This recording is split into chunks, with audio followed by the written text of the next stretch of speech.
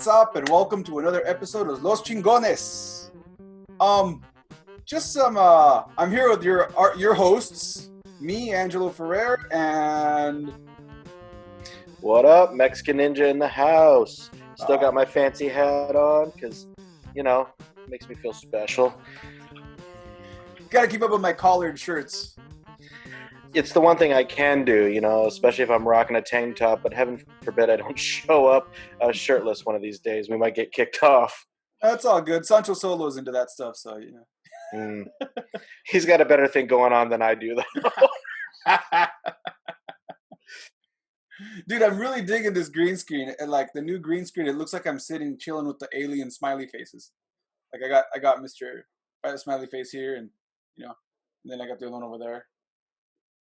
It's nice. That's cool, dude. That needs to be one, probably investment or better at tweaking colors on my end, because I notice I shouldn't be wearing blue on a blue background, but oh well. It works for now. You're not doing too bad. Actually, so I got this, right? And, something I want to mention to whoever's watching right now. This show is supposed to be kind of like a podcast / edited stuff. So if you don't like us just bullshitting right now, you can just fast forward to the chingazo, but that's not yet. Warn me next time, dude.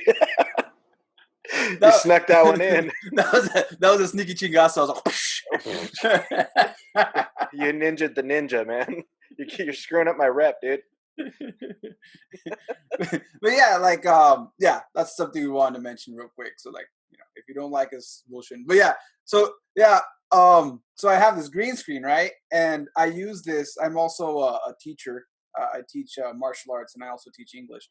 And I forgot to turn off this green screen when I went to teach. So, luckily I don't have a green screen in the back when I teach. But I was wearing a green shirt, and I was looking at my shirt, and I was halfway through the lesson, no one said anything. And I'm halfway through the lesson, I'm why is my shirt red? Why is there letters on my, what the? And I realized halfway through that I had the logo going the whole time. Luckily, they didn't see it. They just saw parts of it on my shirt. They thought I was wearing a funny looking shirt. I got lucky that day. Well, at least you weren't just like a floating head, with everything washed out. Yeah. They have that alien face feature, right? Yeah, it's serious. So, bro, you bought a new car. Yeah, man. Totally stoked on the new ride. I had a little bit of bad luck with my hot rod, my Camaro Super Sport, which I think the last time you came out to the States, I had just bought that. So it was about 4 years ago, 3-4 years ago.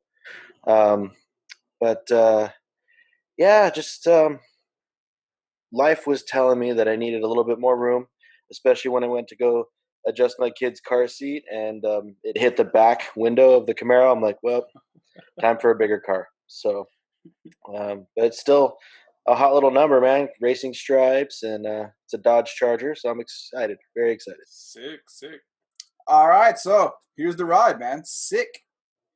Yeah, thank you, dude. Yeah, I put it up on my my Facebook for some of the friends and family to see, and it's got some positive reviews. But obviously, I have a thing for blue, with my backgrounds and my shirts and all. So is your family gonna be okay? You going from Chevy to Dodge, man? I know how they're really hardcore about their Chevys. Oh, yeah, tell me about it. From my uncle's Corvette to many trucks. Well, I guess it's not bad. It's not as bad of a change from going Chevy to Dodge. Chevy to Ford, they'll disown you. Oh, yeah. Yeah, exactly. They kicked me out with my cans of menudo and said good luck. The good news is my older brother is a Dodge guy. So I got some support there. Yeah, that's cool. Well, that's pretty sick, man. It's way cooler than my car. Yeah, what are you rocking these days? I'm rocking a fucking toaster. Nice. Hey, you can still put a wing on that thing, dude. You can Tokyo drift the hell out of that. Yeah. It's got I don't know if the gerbils will run fast enough to actually do anything. Well, you got at least 4 gerbils, right? But believe it or not, this is actually, it's got a motorcycle engine. That's what they're using out here. They use little motorcycle engines. So it's got a high RPM, but I'm not even going to try to make this sound cool. This is not even, I did not want this car. I got back home from work one day and it was there. And my wife knew I would hate the idea. So she said it was going to be her car and it was hers and her mom's car. And then suddenly her mom bought another car. And then suddenly my wife had another car. And I still got stuck with the fucking toaster. Sorry, man. I don't have to tell you. I went from And a 1952 Chevy to this. Welcome to Japan. that that kind of puts my woes over going from V8 back to V6 into perspective for sure. I think this is like a V2. Oh, that's awesome. Flintstones pedal at the bottom. Yeah. That's only for like when I want to charge the battery. Well, I got a question about vehicles out there. What's up? So, do you have some like constant vehicle like out here in California, people talk about cars all the time. I mean, it's only a matter of time before every time I go to get gas, I got, some cholo going, "Hey, did you put a chip in it? You want to soup it up?" I got it, So is there any of that out there, or is it just sort of more utilitarian? I guess well, first of all, people don't talk to each other. You don't talk to strangers. No one talks to strangers. That's number one. If you are an introvert and you didn't want to talk to anyone, Japan's the perfect place to go to because no one's going to talk to you. You might get a good morning if you're in a countryside area, but otherwise than that, not many people are going to talk. They have a few car clubs, but again, if you're with the guys, maybe after a few beers, they'll start talking a little bit about cars. But because their roads are so fucking small. I mean, it's not like they can be into any cars that can go fast enough to do anything. So most of the time, they're just talking about like Lamborghinis or Ferraris or Porsches or those tiny European cars. The kind of shit that Americans really don't give a fuck about. So what you're saying is Tokyo Drift is a lie. Damn it, Vin Diesel. Yeah. Oh, that's a total different type of person. I have a friend who's a mechanic, and he's got a Skyline.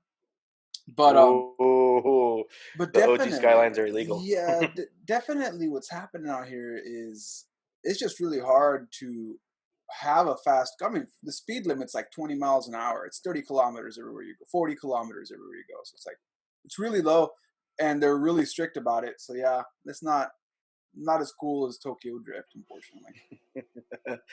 They do have a bitchin' Grand Prix circuit out there, though. So Yeah, they do. every year, Formula One rocks out there. For my listeners, I have no idea what he's talking about, but the Mexican Ninja is an expert on race cars and NASCAR and Grand Prix and all that stuff. He mixes it all in there. You're like, "Hey, I'm just a mechanic.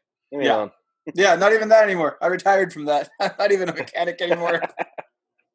Not even that. I know. I don't have my place to go to get oil changes anymore. I know. Sorry. You broke my heart, man. You broke my heart. Well, with that being said, it's time for our chingazo. Okay, ready? Okay.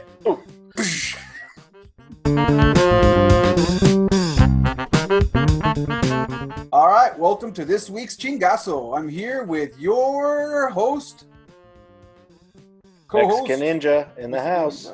and as usual, me, Angelo Ferrer. Save that for the ladies. So, this chingazo, we're coming and we care. We want to show you we care. Nos importa. We care about animals. And we care about animal cruelty. So, this is a public service announcement. We want to help end illegal goose wrestling. Look at this. Jesus, that poor goose being choked for people's entertainment. Look at this.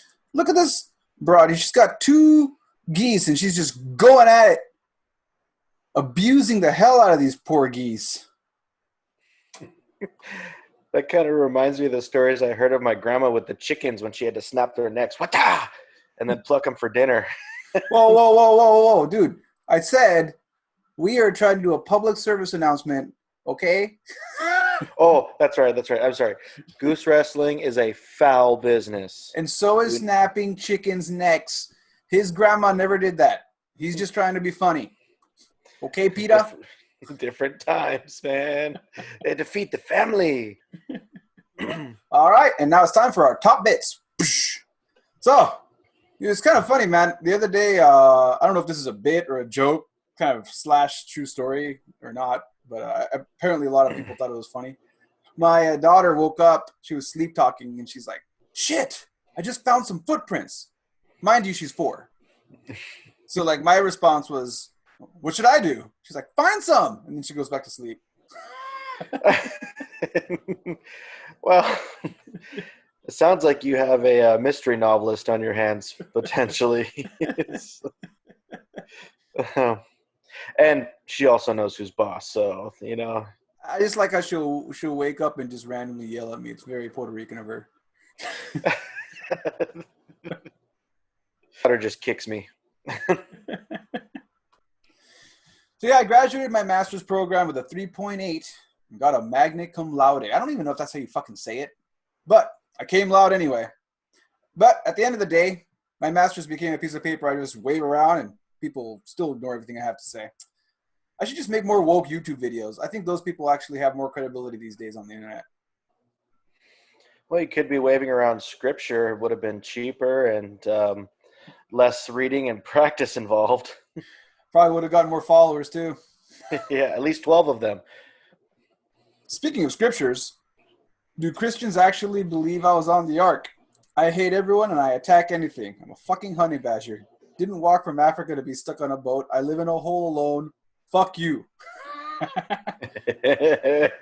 Yeah, those and wolverines, mountain lions. The list is endless. Sounds like something I'm going to say after we're done with this quarantine. That's how a lot of us are going to feel after this quarantine.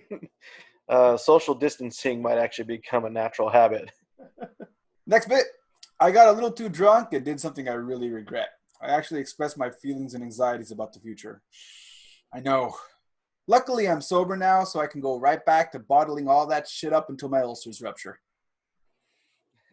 When you put that up, I like the comment that referred to some sort of cultural element to that. And all I could think was, shit, I'm sitting here Mexican-Irish. I got a lot of bottles in this cabinet. Yeah, one of my friends online said I'm becoming way too Japanese. As if being Puerto Rican didn't have enough of that going on. Well, it's like the opposite. Puerto Ricans are always like, they'll actually say what they're thinking, and then in Japan, they'll bottle it all up, so it's like... Must be an island thing, because the landlocked Mexicans really like their bottles. And our last bit, I have a boxer pit bull that's way too nice. And I know a lot of owners say that while their dog is like trying to eat small children. They're like, it's not one of those. It never does this. No, it really is a really nice dog. But it gets bullied by my 13-pound beagle. My poor girl. My beagle's a fucking asshole. Those little dogs, man, you got to watch out for them. I don't know if you remember Capered, but that little rat terrier would take on anything. Well, my fucking dogs, my beagle, my boxers never bit anyone. My beagles bit 6 people and put 1 police officer in the hospital. No way. But it's not what you think. The cop was a friend of ours, and she was off duty, and she came into the house while we were in the back. And she came into the house and saw Tenchi sleeping. That's his name, Tenchi. And she was like, "Oh, what a cute beagle!" Started petting him, and he woke up and was like, "What the fuck, bitch?" Ah! She had to get stitches. So it wasn't a deadly one, but yeah. Well, that's awesome how you frame that, because that's a perfect bar technique. My little dog, my little caper, man, he used to call him 50 Cent because after he got attacked and all chewed up, he had like bullet holes all up and down his side, but he survived, dude.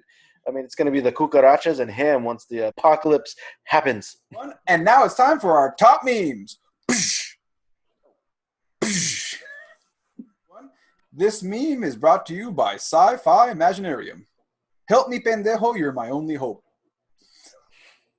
So in reality, that message wouldn't come via holograph on a droid. It would come from a jail phone. Do you accept the charges? No. Hey, decline one more time just to mess with him. One. And our final meme, science fact, it's impossible for a man to use a stud finder without scanning himself with it first and saying, found one. I literally just did this last week while putting up a shelf. The trick is knowing how to shake it so it beeps when it's on your chest. One. All right, and time for our top headline. Kansan, who wanted a sword fight, wife deemed not crazy. A Kansas man who sought legal permission in Iowa to engage in a sword fight with his ex-wife is not insane, but just angry over child custody, according to a psychological evaluation. So get this, he not only challenged his ex-wife to a duel, but he also challenged his ex-wife's lawyer. That's so awesome.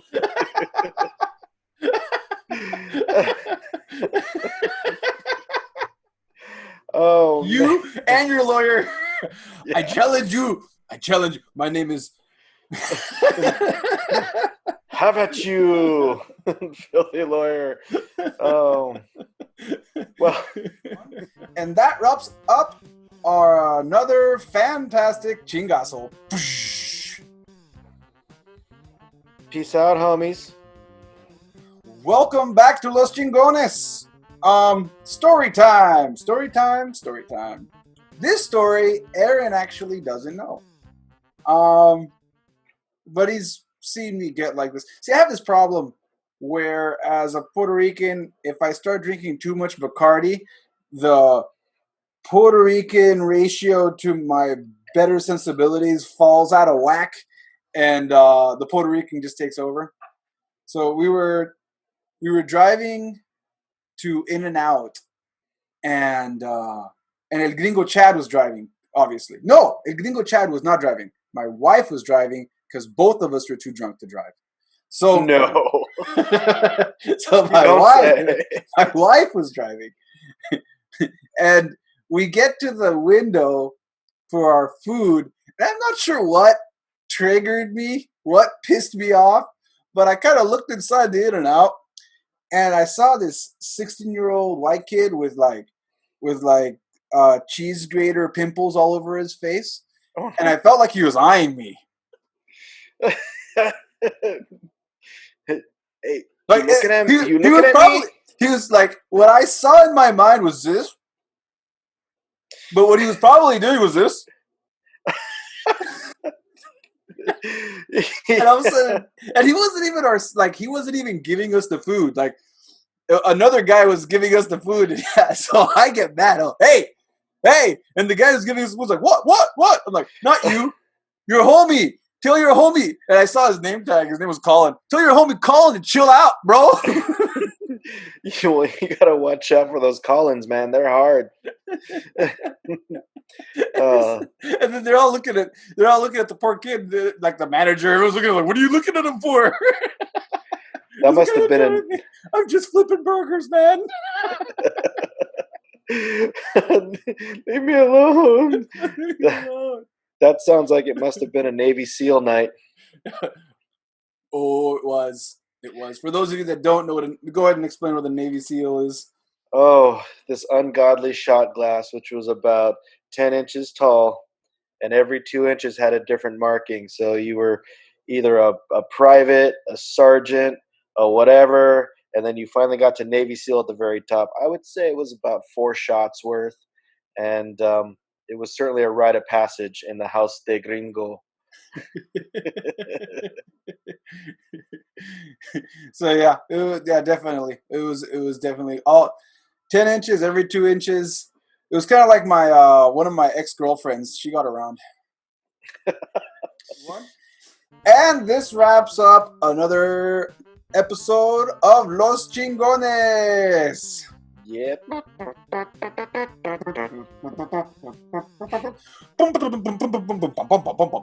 Sí. Sí. Sí. Sí. So thank you very much for following Los Chingones. We are slowly growing. We just started a few weeks ago, so muchas gracias.